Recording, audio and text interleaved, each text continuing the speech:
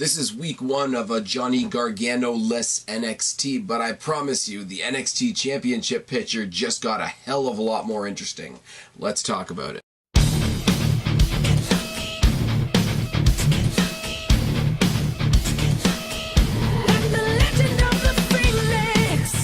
What's going on, everybody? It's your buddy, it's your pal Spaz, Phoenix, the YWC Reality Check, here with your NXT review for February 28th, 2018. And you guys know the drill by now. Gotta get the house cleaning out of the way. First of all, congratulations to Mizark10, who won the pay-per-view pick 'em for Elimination Chamber. Let it be noted once again that those people that actually listened to the pay-per-view pick 'em video got the bonus questions in, got the Twitter bonus in, were the top three ranking people at the end of that game. Now I know that doesn't matter to most people, because I'm just doing this for fun. There aren't any prizes, there isn't any hoopla. You get a shout out, like Mizark10 is getting. He's already won 2 this year. I think he was one of the highest ranking guys last year.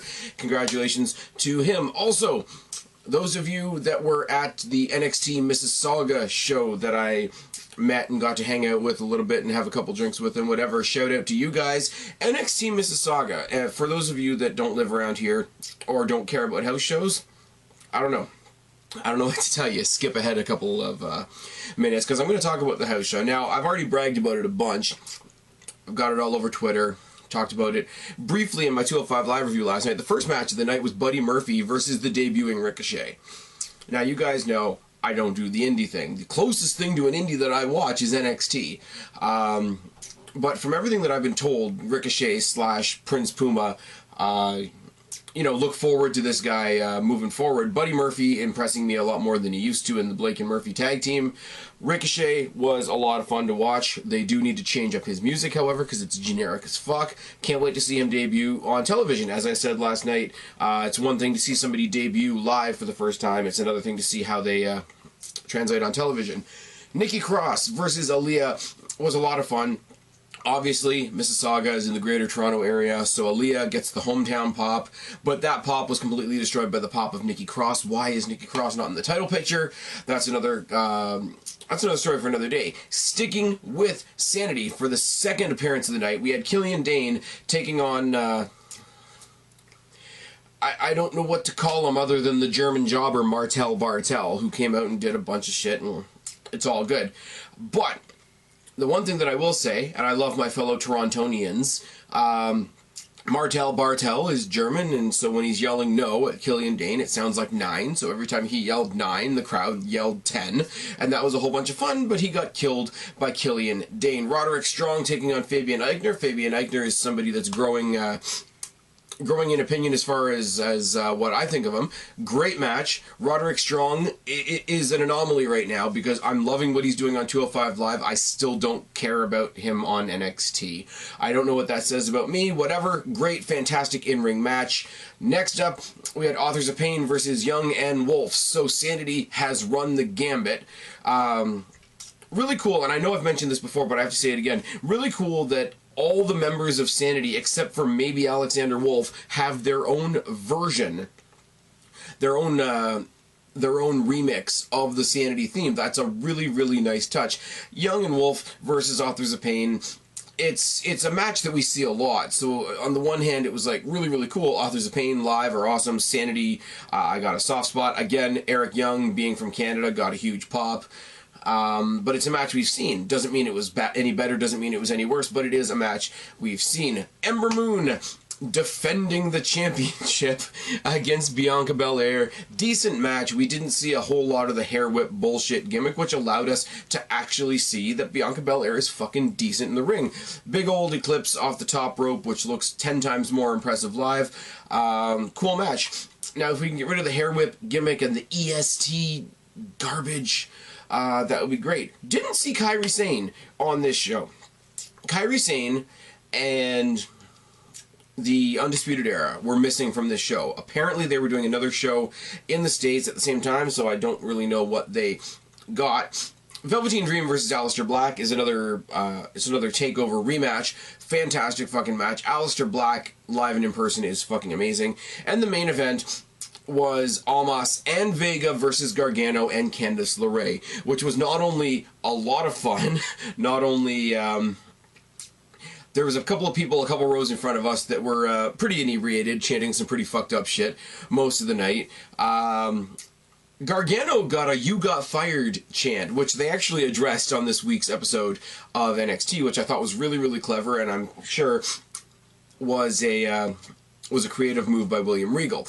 But to have a mixed tag match, for lack of a better term, a mixed match challenge to end the show was a lot of fun. The girls got in there, they did their thing. I love Candice LeRae. I think it's great. I think her showing up in NXT right as Gargano's leaving or on his way out, or why is my phone buzzing? Why is that a thing?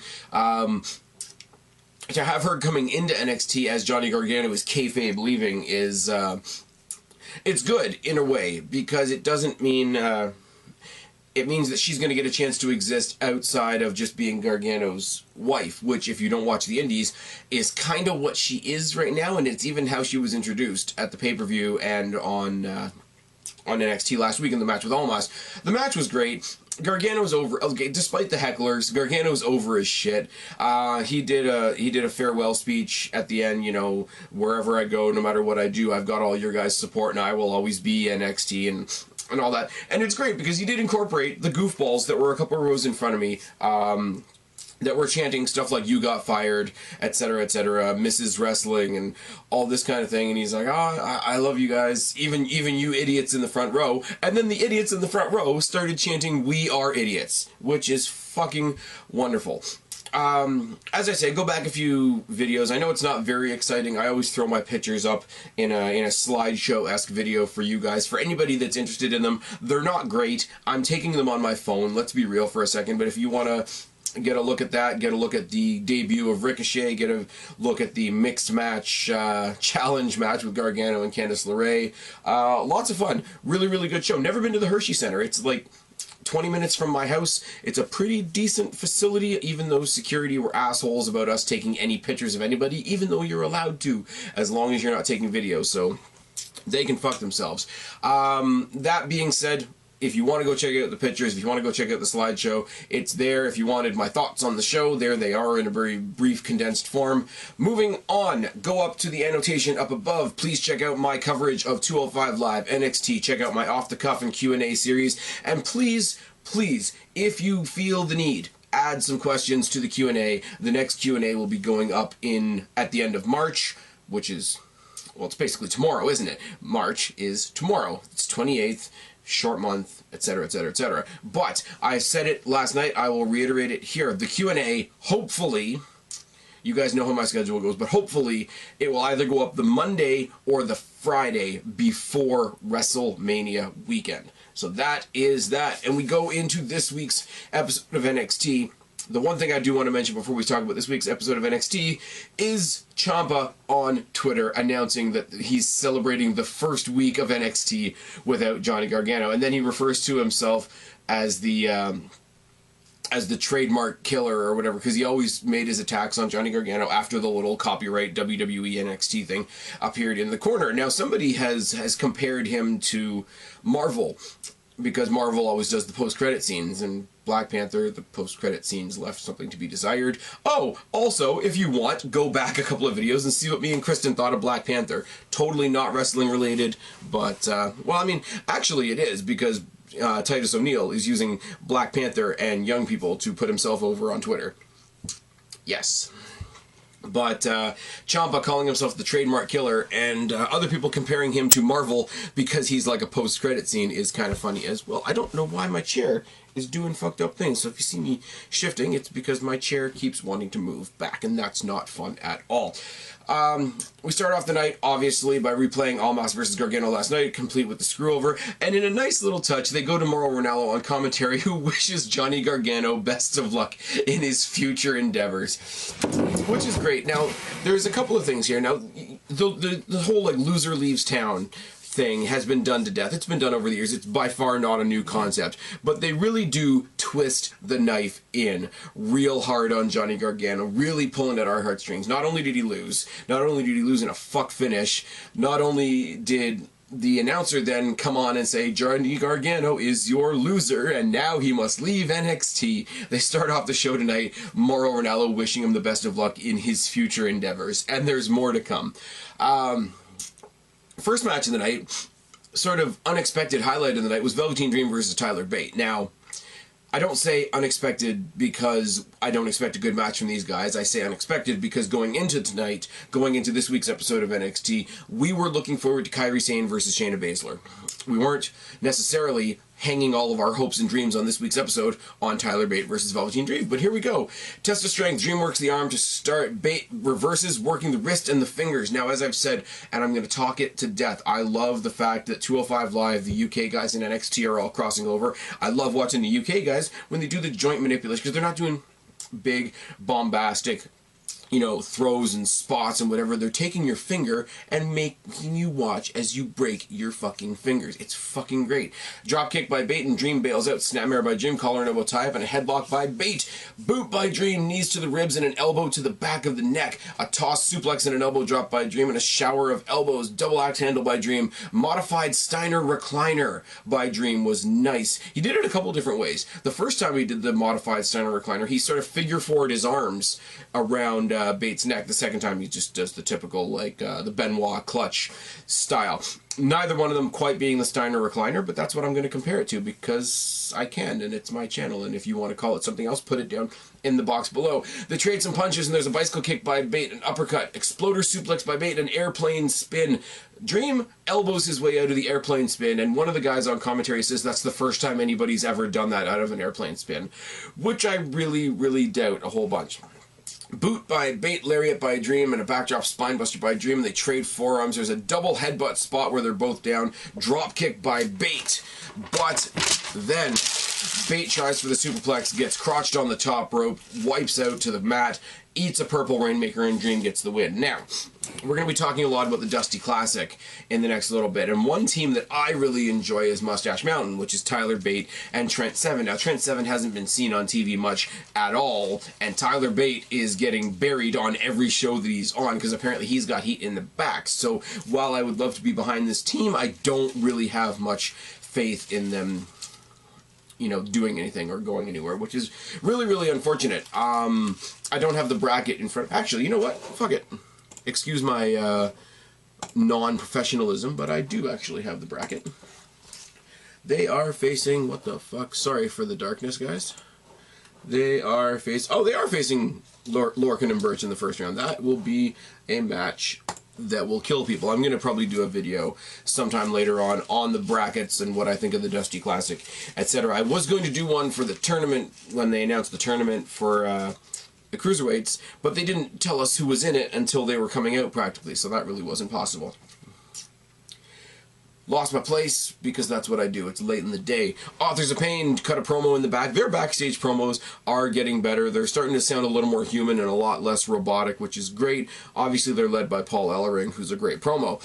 They tout that they won last year, so it's not about winning the tournament for them. It's the road back to the Tag Team Championships, which is great because them really, really, really gunning for the Dusty Classic trophy doesn't quite fly when they've already done it. Regal in the back with Johnny Gargano signing his termination papers live.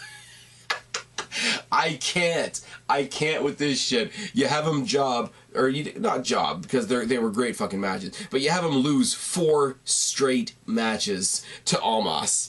And then you fire him because of those losses. And then you announce that he's a loser. And then the commentators wish him best of luck in his future endeavors. And then you televise him signing his termination papers. And if that's not enough, you see a very, very heartfelt apology from the referee.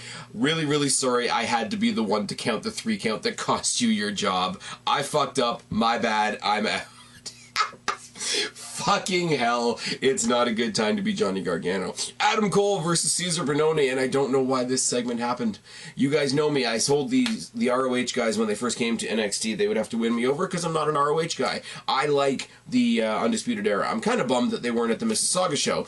But Adam Cole versus Cesar Bononi, before the match even starts, Cole stops to cut a promo, says Cesar Bononi was the 2017 NXT Future Star of the Year, which is an award they give to somebody that really hasn't done anything yet, which doesn't make sense.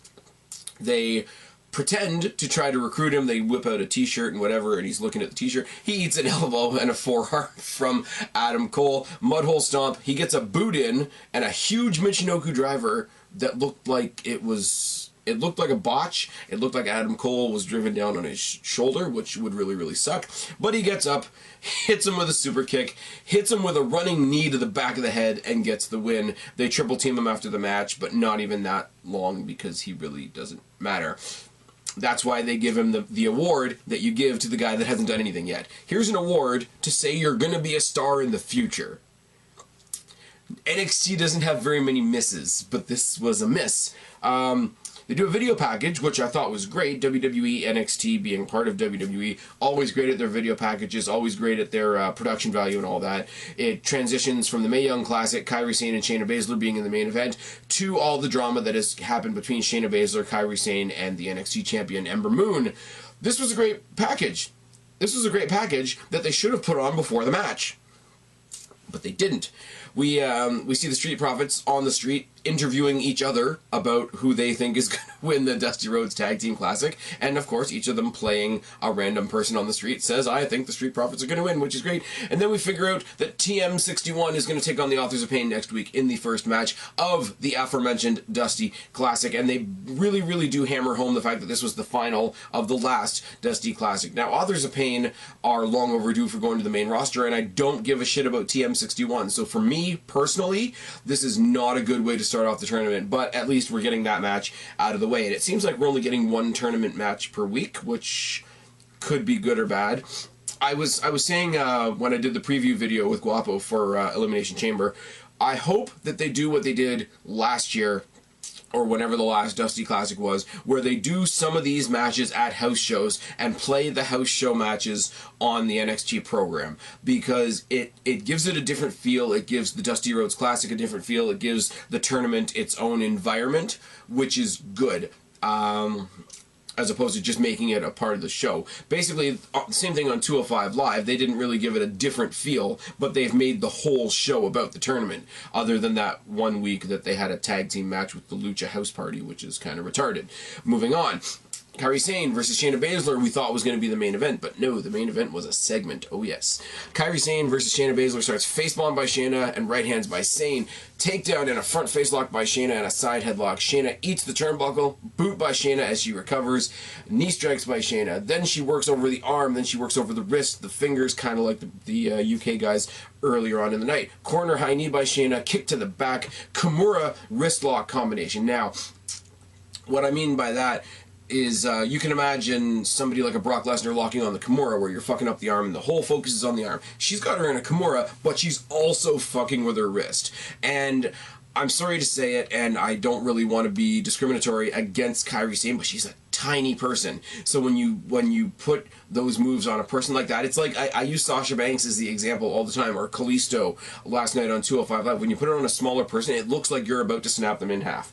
I am going to be derogatory when I talk about Kairi Sane after this match, because I do have something else I need to talk to you guys about, because people have asked me. But then, Kairi Sane, out of nowhere like an RKO, gets a boost of energy. There's a boot by Sane, a series of chops, and a spear, which they call the Interceptor, which I do think is kind of lame. Interceptor was one of the ships in the Pirates of the Caribbean movies. I get it. Her music, which has changed I think twice now, sort of sounds like the soundtrack from the Pirates of the Caribbean. She's got a pirate gimmick. I get it. It all goes together, but the Interceptor is I don't know. They could have done something else. They could have called it something else. Baszler, as Kairi Sane is going back up for a second time, she's going to try for that insane elbow, but no, Baszler climbs the turnbuckle, basically picks her up from the top rope, drops her into that slam that transitions into her submission that I don't remember and can't pronounce, but Baszler gets the win. Now, we're going to side note for a second. We're going to talk about what everybody's talking about, the big political uproar about Kairi Sane and what happened at the house show and rah. Now, apparently, at a house show, Kairi Sane was in a match, and people were chanting terrible, terrible shit to her. Most notably, they were chanting happy ending to her. Now, people are upset about this. People are in an uproar about this. People are very offended, and it affects them personally, because that's how SJWs have to operate. Now, I will say that it's a rude thing to say, it's kind of a disgusting thing to say, kind of a derogatory thing to say. The people out there claiming that this is racist are fucking morons, because you're implying that only Japanese people can be masseuses. Now, Let me break that down for you. Happy ending, we all know. I'm not going to get into it. We know what a happy ending is in reference to. It's when your massage ends very, very happily. And typically, yes, in the stories where things like this come about, it is, you know, people of Oriental descent. Now, let me tell you something, though. If you are saying that this is racist, then you are fully implying that only Japanese people can be masseuses, which is retarded. Now, let me ask you something. I have 3 friends that I've spoken to this week about this. I have 3 friends that are registered massage therapists, RMTs. All 3 of them are female.